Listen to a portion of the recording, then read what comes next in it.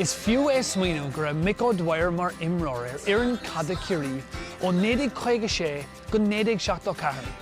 Tréimh sé inar bhuach siad ceithre críomh na hÉireann. An bliain dar gcionn in 1975 rognaíodh mar bhainisteoir, agus idir é sin agus 1986 bhuach siad críomh na hÉireann 8 nuaire. Ina dhiaidh sin arís cá sé tréimh sí le Kildare, le Kilvantan, le Laois agus le Contae an Clár. An bhainisteoir is imrátaí riamh is star an Cumann Nuacht le Spéil.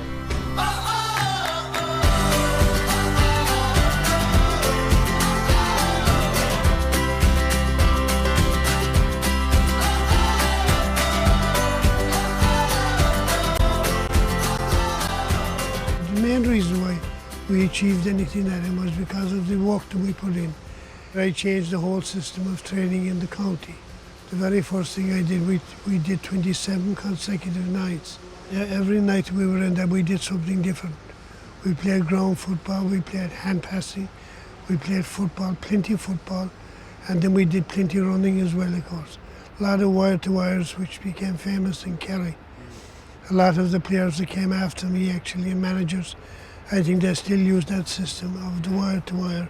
You can't beat it. It builds strength in players, which is very important. What do you remember of your first All-Ireland? Well, I suppose there are many things you'll remember in games, especially when you compete in All-Ireland finals. But I suppose that Mickey Ned was so much on fire. He was the captain of the team, and he won the ball around the middle of the field, and he passed about 4 Dublin backs on the way through. By the time he got to the full back, there was only one thing for the full back to do. He had to be stopped, and he hit with a straight arm tackling. Mickey was out and he had to be taken off on a stretcher.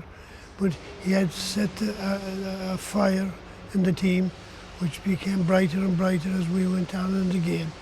I suppose his driving power spilled over to all the other players, and I think every player on that team that day gave off their best. There was no weakling. Johnny's in with the ball now, in front of the goal now, and it's the goal! So it was a wonderful display in that final 75. One of the best I think we've seen in years. But the 77 one was rated the greatest game of all time because Dublin won it. I think if we had won it, that might may not have been any word about it. But as you know, Dublin have the press behind them all the time. And Tony Hanaho has it now, in front of the goal, it's a goal! And knocked them you did in 78. I mean, is there any, how do you account when you look back for a final like the 78 final where you had, I think it was 18 points of a win?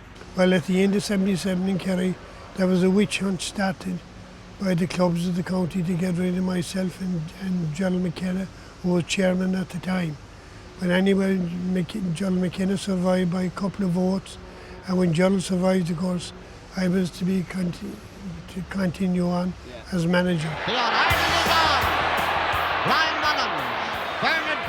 In 78, we had Sean Welch, and we had Jack O'Shea and Mick Spillane, Charlie Nelligan, and of course the man that really made that team, the bomber Liston. They arrived at the scene that very year, and they made a big difference to the panel that we had.